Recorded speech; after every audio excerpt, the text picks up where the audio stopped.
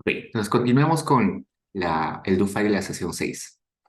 En la última parte de la última sesión hablamos de los formatos que tenía las bases de tipo panel y vimos que había formato long, formato wide. Como hace un rato les dije, long porque es largo y wide porque es más ancho, a pesar de que guardan la misma información, se ordenan de forma distinta. Acá hay una variable del individuo, una variable del periodo, mientras que en white solamente hay una variable de individuo, no hay una variable de periodo. Entonces, vamos a ver un ejemplo. Acá estoy abriendo la base de datos de hogares, estoy creando un identificador de regiones, ya hemos visto eso. Estamos creando una variable binaria sobre paredes de ladrillo cemento y vamos a hacer un collapse por regiones sobre las características de las paredes. Acá tenemos la región 1 en el 2018 tenía 15,73 hogares con paredes de ladrillo cemento. La región 2 en el 2018 tenía 36,99% de hogares con paredes de ladrillo cemento. ¿Ya? Y voy a guardarlo eso con el nombre B2018 y voy a hacer lo mismo para el 2019. De modo que luego los junte, voy a hacer un append entre las dos bases que he guardado y tengo esto. Tengo identificador de la región, identificador del año y una variable. Entonces voy a ordenar esto para que sea más bonito. Vamos a poner primero el identificador de la región, luego el año y al final la variable. Para ordenar eso tenemos el comando order. Y esto se parece mucho al ejemplito o a la tablita que acá pusimos hace un rato, ¿no? Hay una variable de identificador de la observación, una variable que identifica los periodos y acá alguna variable de interés. En este caso, el porcentaje de hogares con paredes de ladrillo cemento. Entonces, eso claramente es un long, ¿no? Hay variable de individuos o observaciones, variable de tiempo. Entonces, eso está en el long, ¿no? Esto está a formato long. Si lo quiero que pasara a formato white, tengo que hacer el reshape. Acá me dice, haz un reshape. Si quieres pasarlo a white, white. Y luego pone el nombre de la variable que quieres transformar. En este caso tengo solo una variable, que es pared.latsen. Si tendría más variables, tendría que poner toda la lista de variables. Luego del coma le pongo y dentro el identificador de la región y J con el identificador del año. Corro y vamos a ver cómo se transforma la base de datos. Corro esto.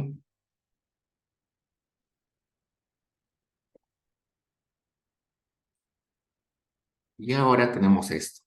Dar de vuelta, ¿ya? Porque quiero mostrarles la cantidad de filas y la cantidad de columnas. Ya, ahorita está en formato long. Y en formato long tiene 50 filas y tiene 3 columnas, ¿no? 1, 2, 3 columnas. 50 filas, 3 columnas.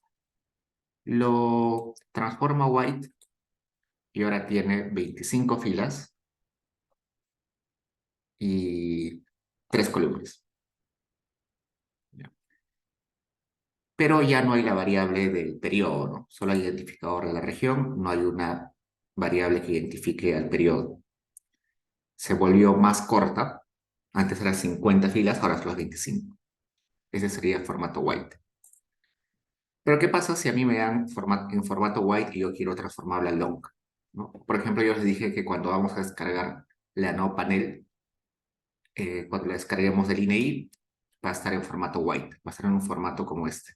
Yo lo quiero transformar a long, sería el comando reshape, long, luego pongo la lista de variables, en este caso solo hay una variable de interés, Si habrían más, vamos a poner todas.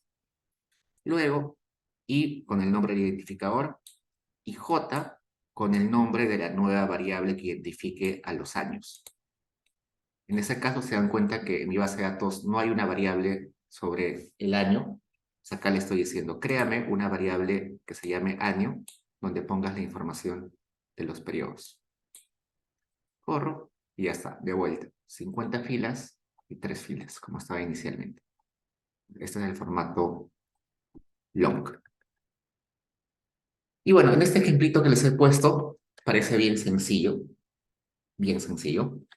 pero se va a volver complicado cuando tengamos un montón de variables. Acá tenemos solo una variable de interés, que es pared, pero cuando descarguemos la Now Panel vamos a tener más de 200 variables. Y es un desorden total. Hay que tener cuidado con eso. ¿Ya? Pero eso lo vamos a ver ya luego de parciales cuando veamos el Now Panel. Listo. Por eso acá les pusimos esto, ¿no? Es muy común no recordar cómo funciona Reshape. Aunque parezca fácil hacer Reshape, cuando se hace Reshape con bases de datos grandes y complejas, es un lío. Nos podemos demorar días haciendo solamente Reshape. ¿Ya? Entonces, no. Si tienen que hacerlo y al final no les sale, es normal que nos estanquemos en ese paso. Entonces, ahora vayamos al siguiente do file. Les he colgado en Paideia el do file de la sesión de hoy.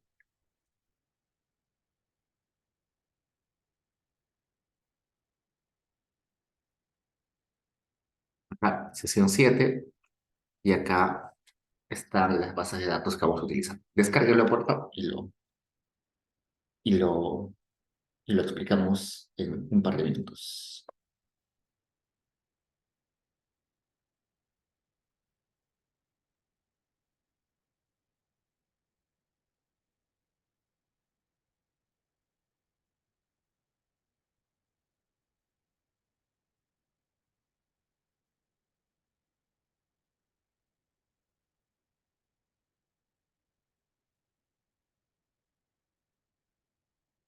A ver, yo lo tengo acá.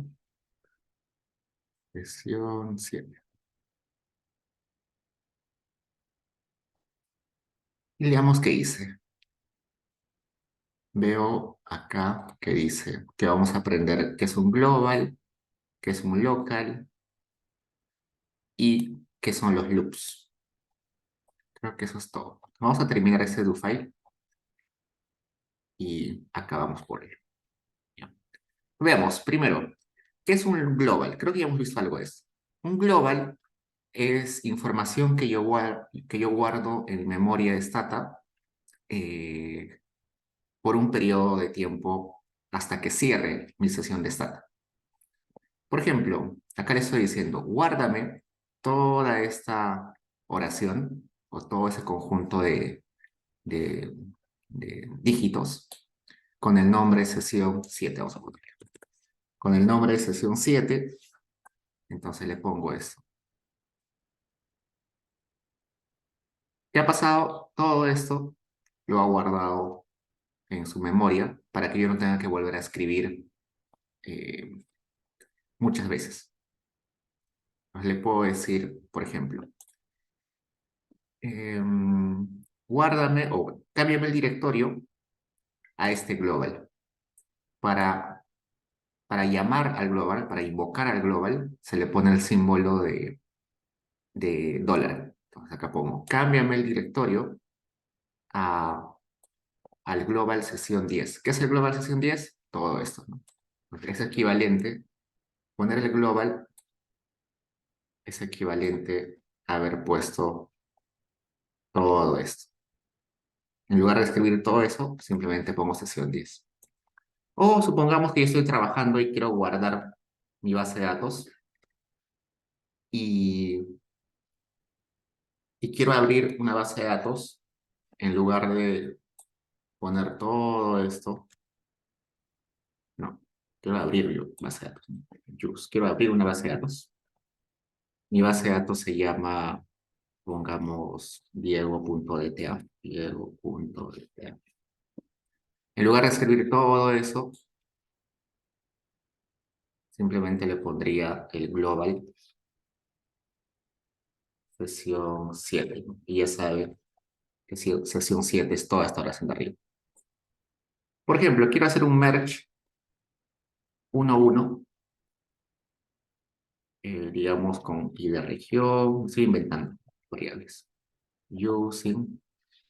Y supongamos que que mi base de datos using no está en mi directorio, sino está en otra en otra carpeta. Yo le puedo poner acá, ejemplo,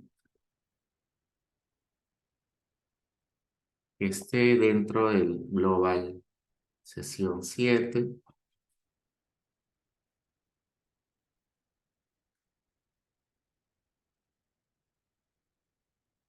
y se llama esa base de datos Diego. Entonces, eso sirve, o sea, este global sirve para invocar a una oración o a un conjunto de dígitos que he guardado antes. Va a ser muy útil cuando tengan que utilizar diferentes carpetas. ¿Ya?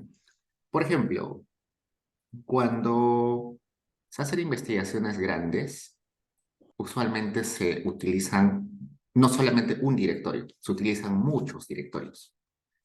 Veamos, por acá tengo algo. Ya, por ejemplo, acá hay una investigación sobre terremoto que estamos haciendo con Guaroto y Flor del Toro. Entonces, como esta investigación tiene mucha información y muchos gráficos y muchos datos y muchas fuentes de información administrativas, NAOs, censos, yo tengo 3, 4, 5 directorios.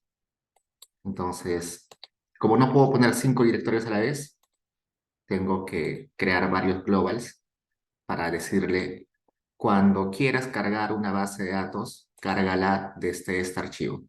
Cuando quieras guardar un gráfico, guárdalo en esto.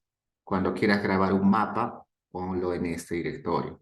Cuando tengas que guardar un do file, guárdalo en este. Cuando tengas que utilizar un shapefile, jálalo de esta carpeta.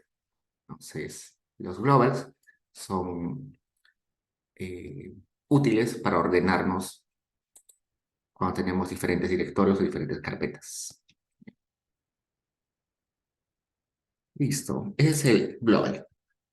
Por otro lado, el local hace lo mismo, solamente que tiene un tiempo de duración en la memoria limitado. El global dura hasta que yo cierre esta. El local dura hasta que yo corra una sola vez el comando. Acá le voy a decir, créame un local llamado sesión 7, subguión, que sea todo esto. Y luego le voy a decir, cámbiame el directorio a ese local sesión 7. Borro. Uy, ¿qué pasó? Vamos a publicar. Sí es, perdón. 7. Y no me lo cambió, probablemente. Veamos.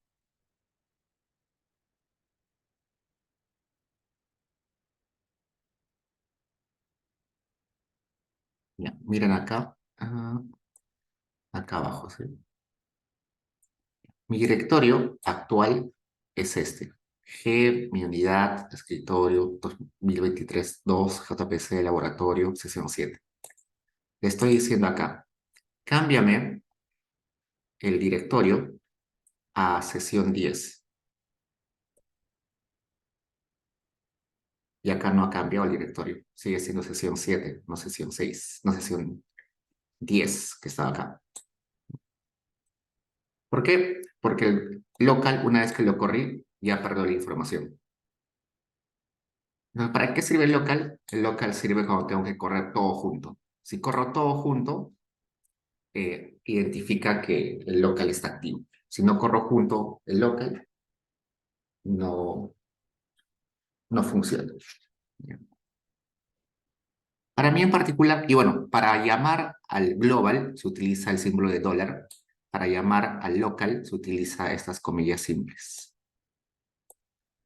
En particular, yo no utilizo nunca los locals, solamente utilizo globales.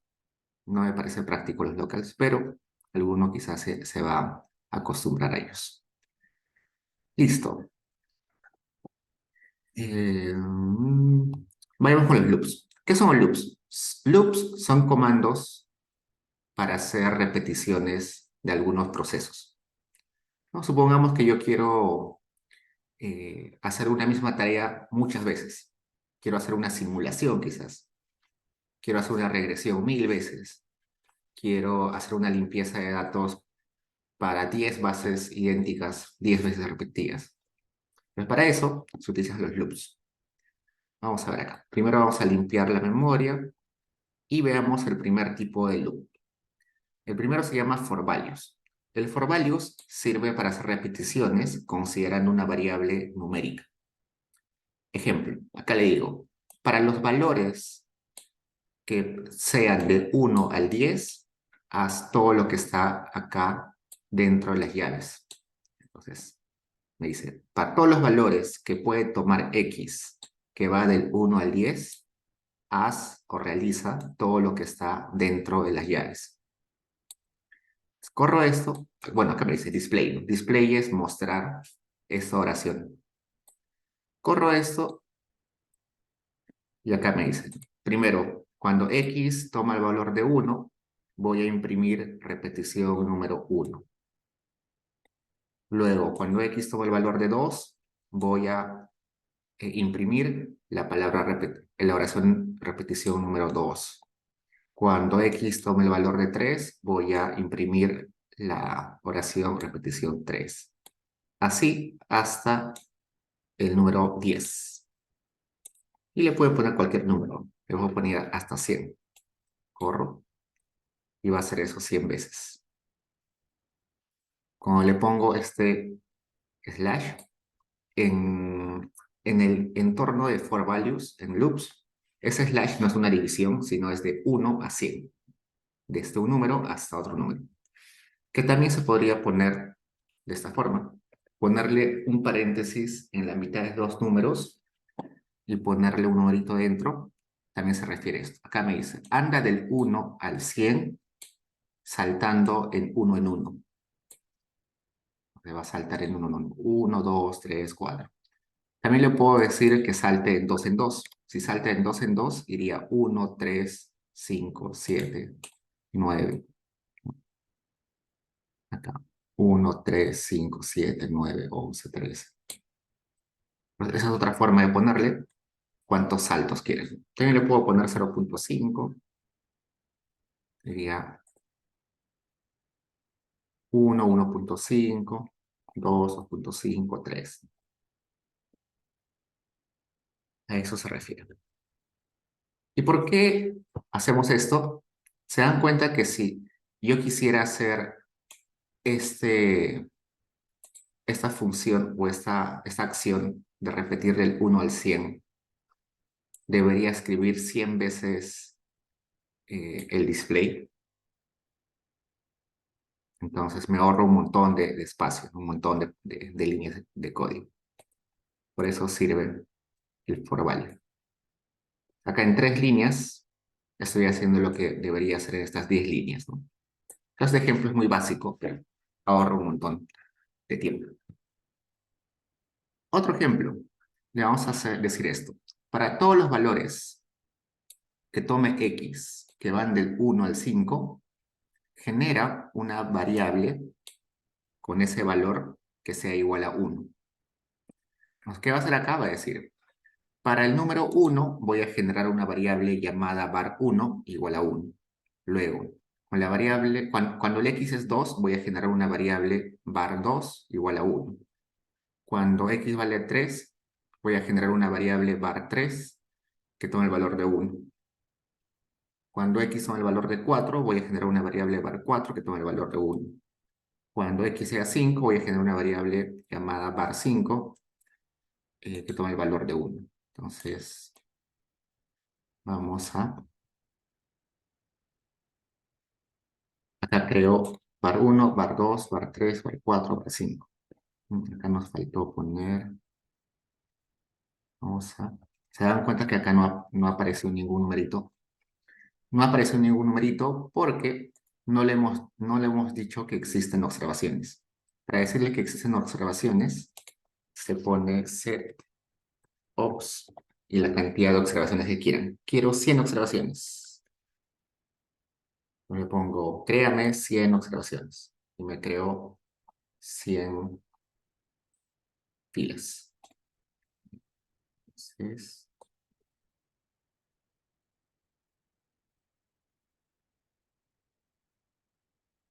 vamos a poner esto. Vamos a limpiar.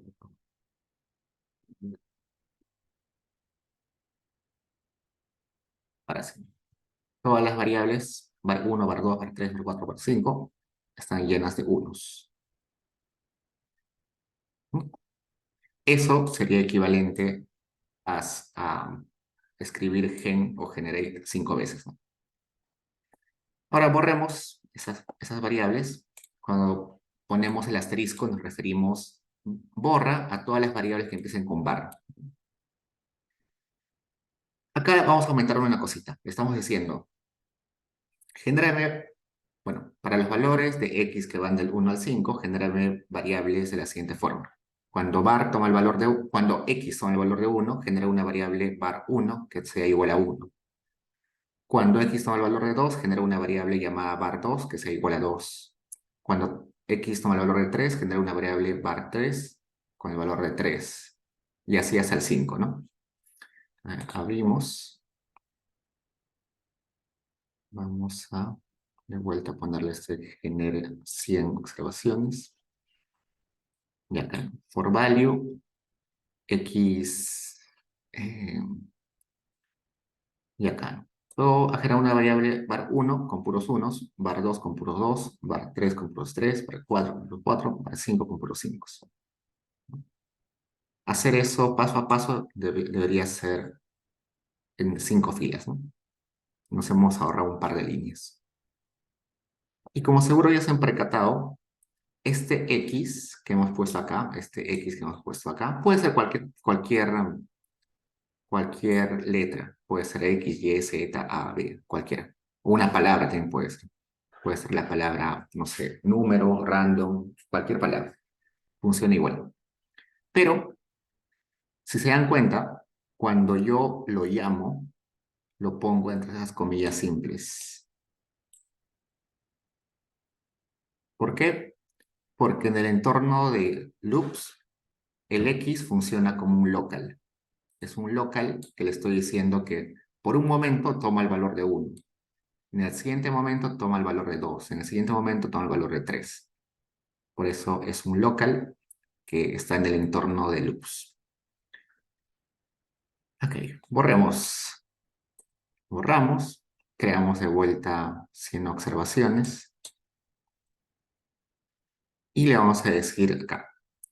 Créame, bueno, para los valores que toma x que van del 1 al 5, genera una variable con ese número, con ese valor x que sea igual a la suma de los x. Va a crear var 1 igual a 1 más 1, var 2 igual a 2 más 2, var 3 igual a 3 más 3, var 4 igual a 4 más 4, var 5 igual a 5 más 5, ¿no? Y acá está. Esos son ejemplos sencillos. Vamos a ver luego ejemplos más complejos. Acá, por ejemplo, ¿qué está diciendo acá? Está diciendo, eh, para los valores de x que van del 1 al 5, crea un local y que sea el x más 1. Luego, imprime en tu pantalla la oración. En la repetición número x recibe el valor de x y y recibe el valor de y. Luego, imprime la siguiente oración.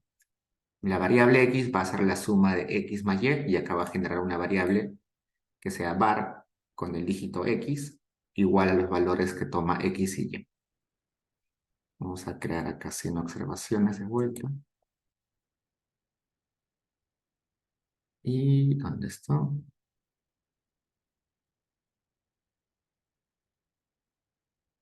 y acá no.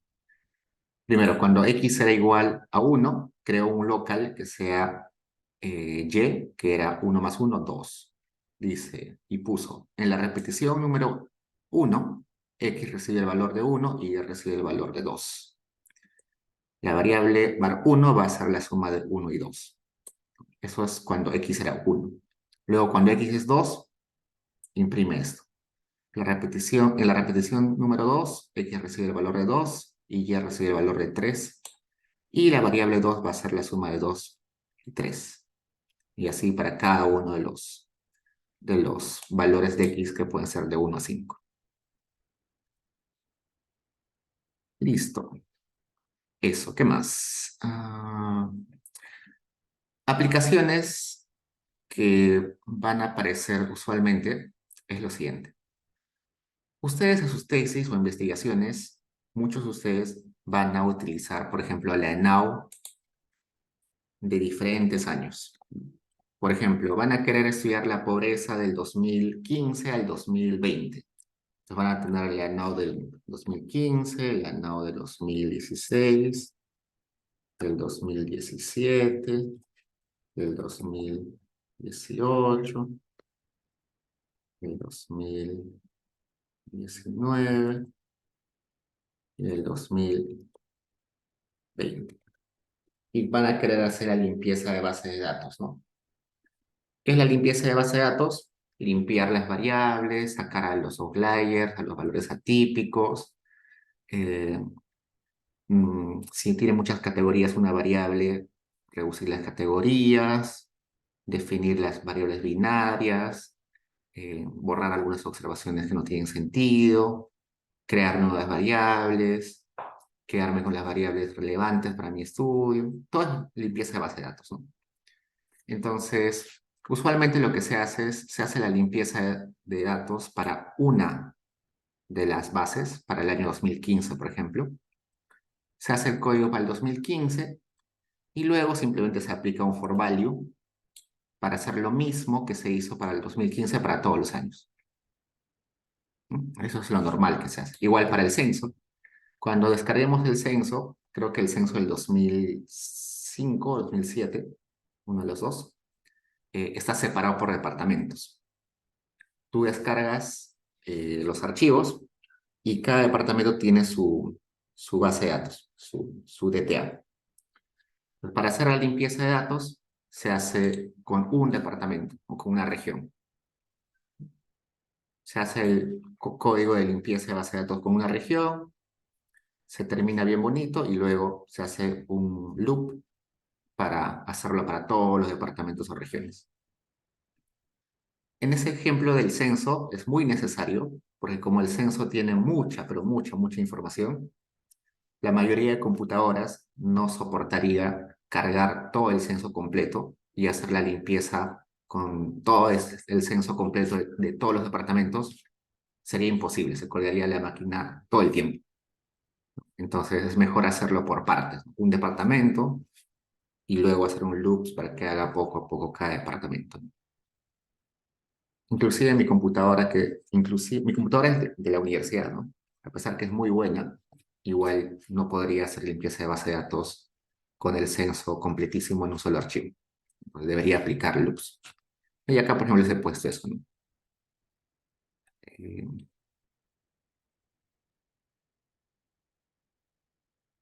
por ejemplo, acá le estoy diciendo, para los valores que tome la variable año, que va del 2018 al 2019, abra la base hogar 1 subguión año y luego imprima el nombre base con el valor del local año y luego haga un describe. Me dice que acá es sesión 7, hemos cambiado este global. Y acá está. Cuando año era 2018 hizo esto. Imprimió base 2018 y hizo el describe. Luego, cuando año era 2019, imprimió esto y hizo el describe. Claro, en este ejemplo solamente he hecho un describe, ¿no? Pero hubiera podido hacer un montón de cosas dentro del for value. hubiera generado variables nuevas, hubiera recodificado algunas variables, hubiera borrado los outliers, mil cosas, ¿no? Entonces, eso. Ok, ese es el primer tipo de loop, el loop llamado for value. Pero hay otros eh, menos usados. El que le sigue en uso es el for each. El for each ya no utiliza números, sino utiliza palabras. Por ejemplo, vamos a ir acá. Voy a grabar este ejemplo, no, vamos a dejar este ejemplo un rato, vamos a este. Mm, Vamos a este mejor. Este ejemplo está más claro. Le digo, para cada palabra de esta lista, estas son palabras, ¿no? Es una lista de palabras. Acá le digo, esta lista de palabras, identifícala como una lista de variables. Y el valor o el local se va a llamar i. Entonces, i es un local donde va a haber una lista de variables que pueden ser estas. Le pongo, cuando i toma el nombre de P102, haz un describe de P102. Cuando i toma el nombre o valor de P104, haz un describe de P104. Cuando i toma el valor de P104, perdón, de P104b, haz un describe de P104b2. Cuando i toma el valor de P1121, haz un describe de P1121. Entonces, acá he hecho un describe para cada una de las variables de esa lista, ¿no? Para eso sirve el for each. El for each sirve cuando estoy utilizando palabras y no números para el local.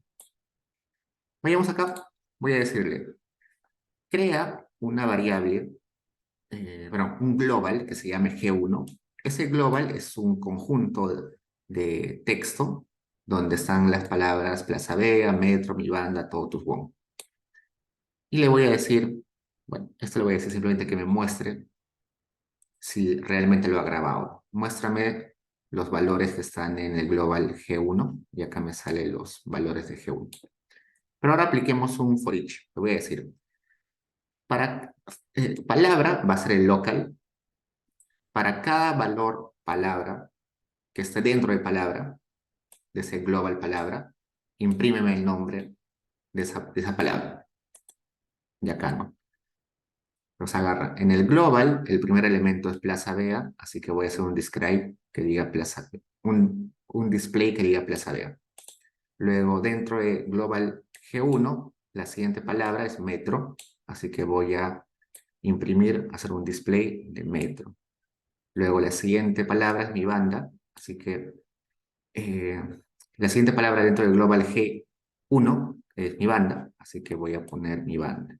La siguiente dentro de este global es totus y pongo totus. El siguiente es one y pongo one. Ese es el for each. Ya, vemos esto. For each. Este es el mismo que este, no hay problema. Entonces, por ejemplo, acá me dice, la lista de variables se va a guardar en el local U y U puede tomar los valores P102, P104, P104B2, P1121. Para cada uno de esos valores de U, genera una variable que se llame lo que sea el U, su guión N, y que tome los valores de U. Y finalmente, reemplaza esa variable que acabo de crear por un 0 si U, que era ese valor, uno de estos valores es igual a valor perdido. Corramos.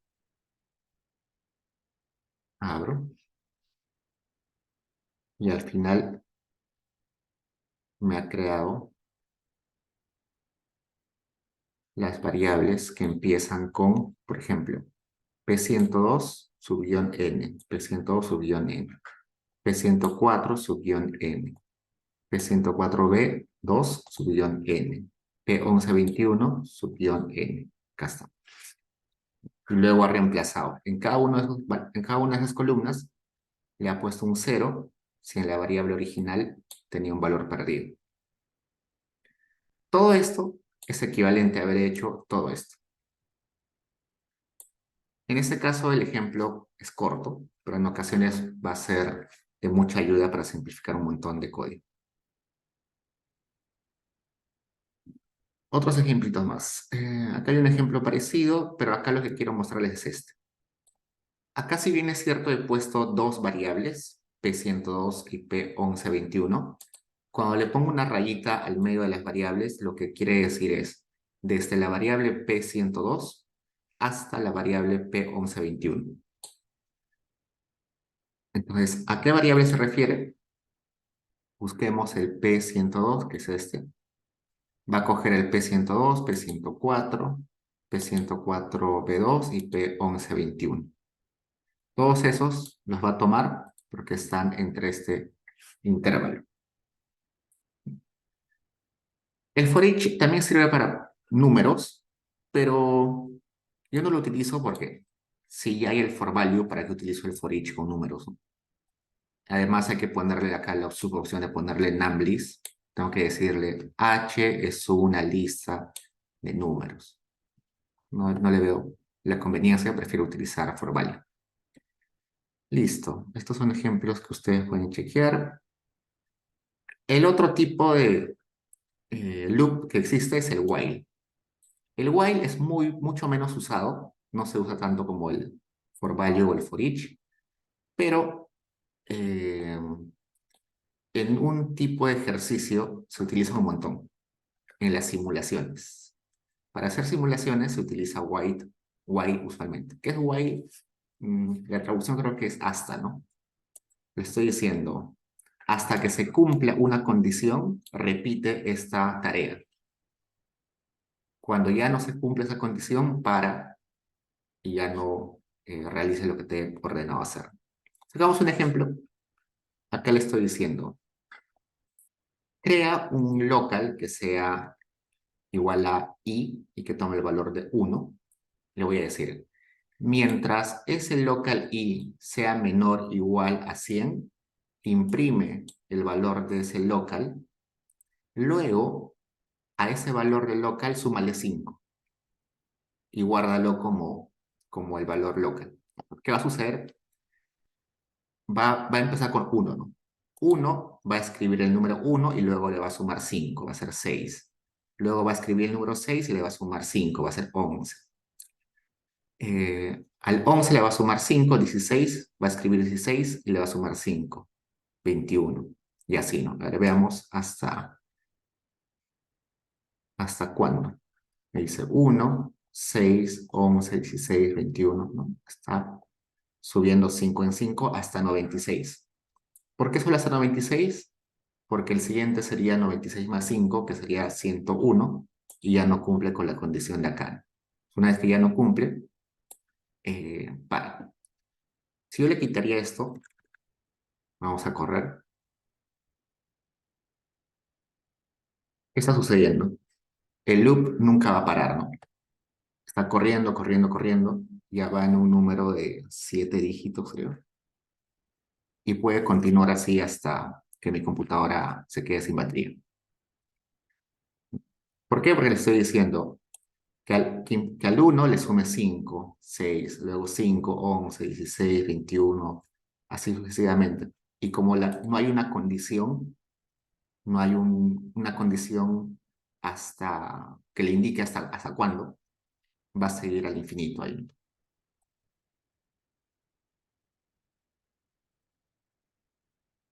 Voy a pararlo, para pararlo acá en el X. Pero así podría seguir hacia el infinito. Entonces el while me sirve para eso, para eh, indicarle que repite una tarea hasta que se cumpla o hasta que no se cumpla una condición. Hay un ejercicio de texto, en los libros siempre aparece esto. Me dice, supongamos que queremos calcular el factorial de un número entero positivo, n, podemos hacerlo de la siguiente forma. Le voy a decir, quiero el factorial de 8. ¿Qué era el factorial de 8? Era 8 por 7, por 6, por 5, por 4, por 3, por 2, por 1. Es el factorial de 8. ¿Qué hay acá? Le podría decir lo siguiente. Mientras el local i sea menor a este 8, a este n8, haz lo siguiente. Ese factorial, multiplícale por i, que sería 1. Luego, multiplícale por i más 1, que sería 2. Luego, eh, por... empecemos de vuelta. Y empieza en 1, ¿no? Empieza en 1. Entonces sería 1 por 1 más 1, 2. Luego por 2 más 1, que sería 3. Luego le multiplicamos por el siguiente valor 4. Así hasta que n sea igual a 8. Corro todo eso y va a salir 8. El factorial de 8 sería 40.320. Ya le cambio a 80. Corro y el factorial de 80 sería todo esto. 7.16 por 10 a la 118. Factorial de 7. Corro todo esto y me sale que el factorial es 5040. ¿Qué está haciendo acá? Está diciendo 1, le multiplico por ese 1 más 1, luego le multiplico por... Era 2 ese último, vamos a sumarle 1 más 2 más 1. Le multiplico. Esto era 3, ahora le sumamos un 1. ¿Hasta cuándo? Hasta que ese numerito que está entre paréntesis sea igual al n. En este caso al 7. Así es como se saca, cómo se puede aplicar esto del while. A ver, les voy a mostrar una simulación que hacemos en econometría. Elementos.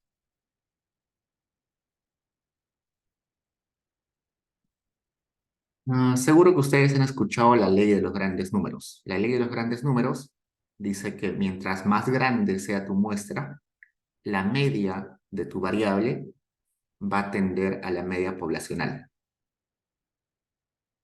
Veamos, vamos a hacer un ejemplo. Vamos a limpiar mi base de datos. Voy a crear 1000 observaciones. Me ha creado acá 1000 observaciones. 1000 observaciones. Le voy a decir, esto es plantarle una semilla. No le hagan caso, solamente es para que sea reproducible mi resultado. Y voy a crear una variable aleatoria que nazca a partir de una distribución uniforme. Y mi base de datos que estaba vacía, ahora tiene una variable random data, que simplemente es un valor aleatorio que ha nacido a raíz de una distribución uniforme. ¿Quieren ver que es uniforme? Le hago un histograma de random.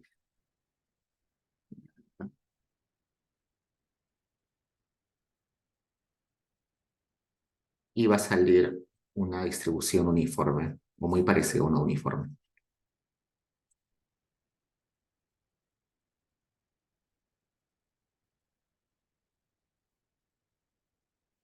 Siempre me molesto. Acá está. Parece un uniforme, ¿no? Un uniforme era que la función densidad era una constante casi. Esto está casi una constante.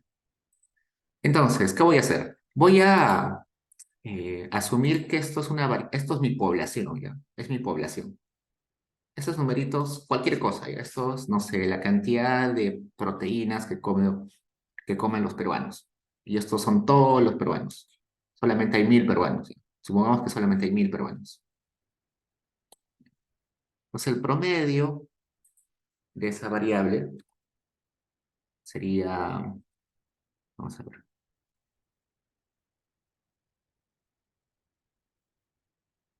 vamos a anotar por acá, el promedio de esa variable random data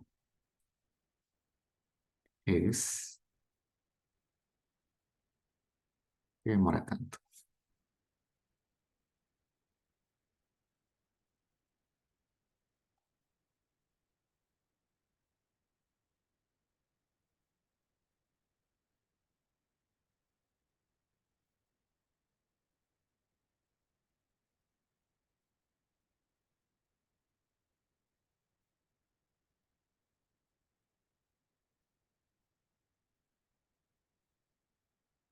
Es 49, 0.4925. Ya, ese es el promedio muestral, el promedio de esa variable para la muestra. ¿Qué es lo que voy a hacer? Es lo siguiente. Según la ley de los grandes números, si yo saco una muestra chiquita de una observación, dos observaciones, ¿no? Saco una muestra que sea de 1, es decir, elijo este. El promedio de la variable random para esa muestra de 1 va a ser muy alejada al promedio poblacional. Si saco una muestra de 2 individuos y hago el promedio de estos dos valores, todavía va a estar muy lejos del valor poblacional. Si agrando la muestra a 3 y saco el promedio, todavía va a estar alejado. Si saco una muestra más grande, va a estar más cerca el promedio muestral al promedio poblacional. Mientras más grande sea la muestra, más cerca va a estar el promedio muestral al promedio poblacional. Pero lo que voy a hacer es lo siguiente. Voy a generar varias muestras, acá dice tamaño de la muestra, pero promedio de la muestra y tamaño de la muestra. Voy a hacer diferentes muestreos. Voy a hacer 1000 muestreos. ¿Ya? Voy a decir. El valor de i, que es un local, va de 1 hasta 1000. Voy a hacer 1000 veces un muestreo. Voy a seleccionar 1, luego voy a seleccionar 2, luego 3, luego 4, luego 5, así. Entonces voy a hacer un muestreo, primero de 1, luego de 2, luego de 3, luego de 4, luego de 5, luego de 6, así hasta un muestreo de 1000. Con cada uno de esos muestreos voy a sacar el promedio de, de la variable y lo voy a guardar en mi base de datos. Lo voy a guardar en mi base de datos para ver. Acá va a repetir esa tarea 1000 veces. Vamos a correcto.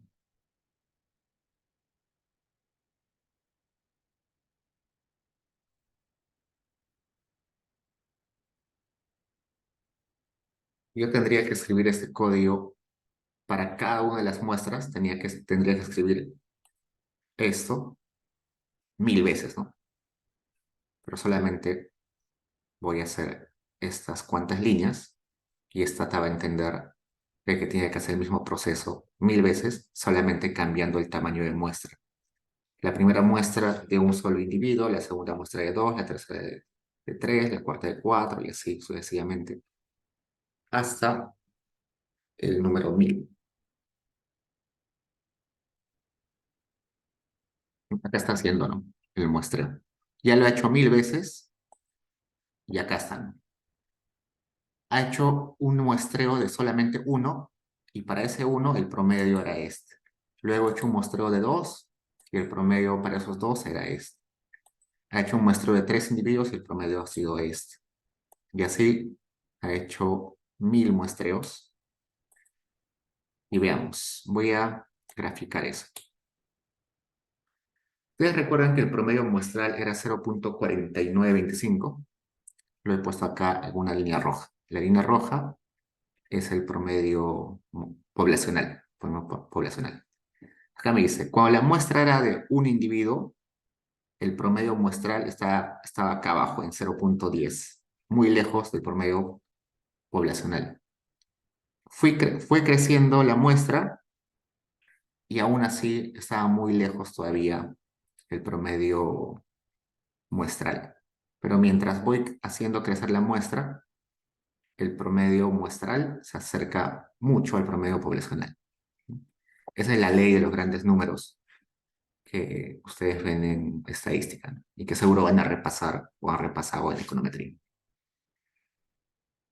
Eso es. Y bueno, también acá he hecho una simulación para el teorema del límite central, pero, a ver, veamos.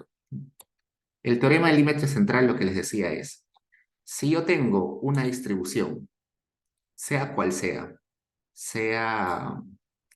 una uniforme, una eh, una normal, una que tenga una joroba hacia la izquierda o a la derecha, una con dos jorobas. Cualquier distribución, esta por ejemplo está a la izquierda. Si yo tengo una distribución, sea cual sea, tenga la forma que sea, si yo realizo repetidas veces un muestreo y saco el promedio de los valores de esa muestra y junto a esos promedios, finalmente me va a dar una distribución normal. Acá está haciendo, creo que son 10.000 simulaciones. Entonces, lo que está haciendo es, de esa muestra, está agarrando, pero de esa población está agarrando una muestra, los valores de esa muestra le está sacando el promedio, ese promedio lo está guardando, luego está agarrando otra muestra, saca el promedio de las variables, de los valores de la variable, guarda ese promedio y eso lo repite 10.000 veces, de modo que va a tener 10.000 valores y esos 10.000 valores los va a graficar para ver su distribución. Y si se cumple el teorema del límite central, esa distribución que nos va a dar tendría que ser una normal, ¿no? Una normal es una distribución simétrica, que es igualito a la izquierda-derecha, que la mayoría de observaciones está muy cerca al promedio. ¿Qué más? Que sus colas no son muy alejadas, que la joroba está centrada. Entonces, veamos. Son muchas simulaciones.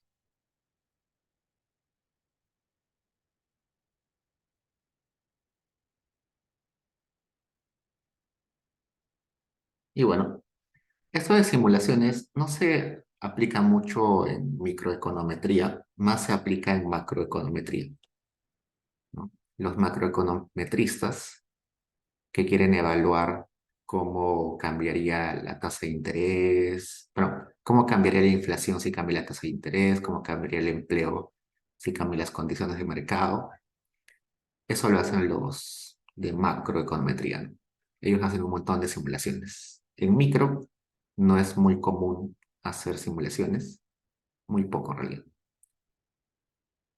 Y acá está. Entonces, esa distribución resultante tiene una distribución normal. Eso es lo que plantea el teorema del límite central. Que independientemente cuál sea tu distribución inicial, tu distribución final, después de este muestreo y sacar los promedios, va a ser una distribución normal. Acá hay un ejemplo de cómo aplicar esos loops, ¿no? En este caso hemos aplicado los for values.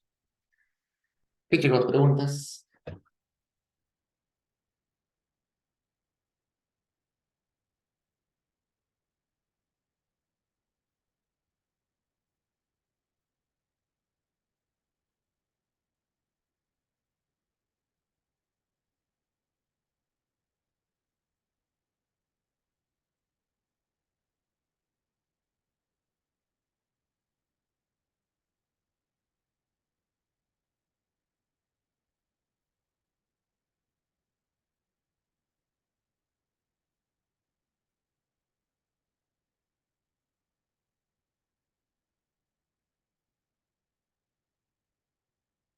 Ok, chicos, entonces les dije que íbamos a acabar solo ese file, así que la sesión de hoy está acá y me quedo un rato por si alguien tiene dudas.